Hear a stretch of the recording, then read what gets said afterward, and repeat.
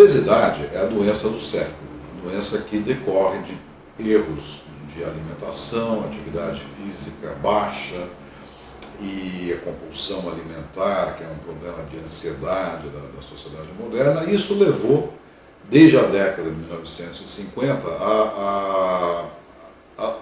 ao surgimento de pessoas obesas que tinham vida abreviada e tinham qualidade de vida muito ruim.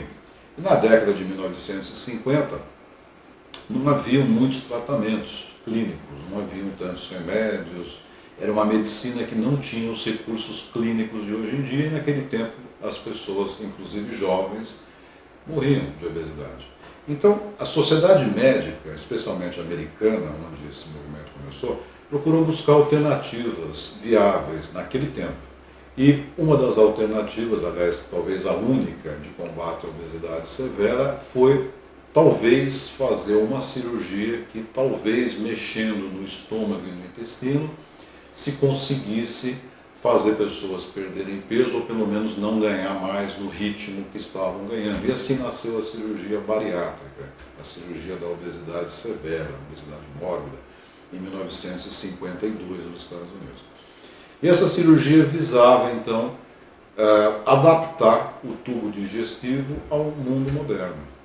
E essa adaptação, a primeira tentativa feita foi reduzir o tamanho do estômago, porque se achava que o estômago muito grande, para ter saciedade usando o tipo de comida moderna, propiciava uma ingesta calórica diária muito alta, muito elevada. Então assim nasceu a cirurgia chamada bypass gástrico, que até hoje é a cirurgia mais realizada no mundo. E a primeira ideia é que reduzindo o estômago a pessoa comeria menos. Então foi feita a redução do estômago e um desvio intestinal, de forma que a comida não passasse nem por um estômago grande, nem pelo primeiro meio metro intestinal, e com isso a pessoa tivesse a saciedade mecânica de um estômago menor. E a cirurgia é feita há quase 50 anos, o resultado é muito bom, as pessoas perdem 35% a 40% do peso, só que a mesma cirurgia, que dá o mesmo resultado há 50 anos, ela passou a ser compreendida de uma forma diferente nesses últimos 10 anos, e percebeu-se uma coisa interessante, que esse desvio do estômago e primeiro meio metro intestinal, ele provocava a saciedade mecânica, porque o estômago é menor, mas mais importante do que isso, é que isso propiciava a formação de um hormônio chamado GLP-1. Então isso sempre ocorreu, mas só se compreendeu isso de 10 anos para cá. E esse hormônio é o grande responsável pelo resultado dessa cirurgia. Porque esse hormônio, ele é um hormônio que avisa o cérebro que a pessoa está satisfeita, mesmo sem ter comido uma quantidade de comida grande ou mesmo razoável. Então a pessoa constantemente é bombardeada pela informação hormonal de que você está satisfeito, não precisa comer mais. Então essa pessoa, ela perde o impulso de procurar comida a cada hora e ela começa a comer menos. E porque ela perde o interesse pela comida, pelo menos até certo grau, ela vai se alimentar menos e isso vai ajudar muito na reeducação alimentar.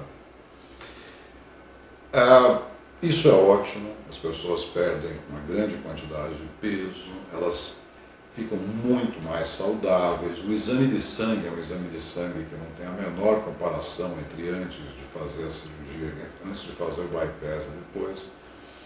Mas tem uma coisa que a gente precisa conversar, que é sobre as fontes de prazer. Você imagina uma pessoa de 160 quilos que ficava dentro de casa porque o joelho não colaborava para sair de casa, porque essa pessoa já não tinha muitas oportunidades do ponto de vista profissional, social. Então era uma pessoa um pouco socialmente excluída dentro de casa, onde o prazer dessa pessoa muitas vezes era comer. Então é capaz que a grande fonte de prazer dessa pessoa na fase de obesidade era comer. Então essa pessoa se achava feliz porque tinha condições de comer um prato grande assim em 3 minutos, 2, 3 vezes por dia. Então ela tinha 6 minutos de alegria no dia e tinha o resto do dia, enfim, sofrendo pelas doenças agregadas à obesidade. Então, quando se faz uma cirurgia dessa, que você introduz o hormônio GLP-1, que a pessoa já não tem mais a necessidade, aquele tipo de necessidade de comer, ela perde, às vezes, a única fonte de prazer que ela tinha, que era comer. E como é que uma pessoa vive sem uma fonte de prazer? Então, são pessoas que precisam saber que antes de fazer a cirurgia bariátrica, que elas vão sofrer um abalo no relacionamento com a comida, vão ter menos prazer em comer e que elas precisam estar abertas a novas fontes de prazer na vida. Obviamente, emagrecendo, isso deve trazer benefícios, que isso deve fazer a pessoa feliz, porque o corpo é mais facilmente mobilizado, são pessoas que socialmente têm mais oportunidades, talvez isso eleve a autoestima, talvez isso traga coisas boas, mas essas coisas precisam derivar em algum novo prazer. Então, nós sempre pedimos às pessoas, antes de operar, que pensem o que mais elas poderiam fazer na vida.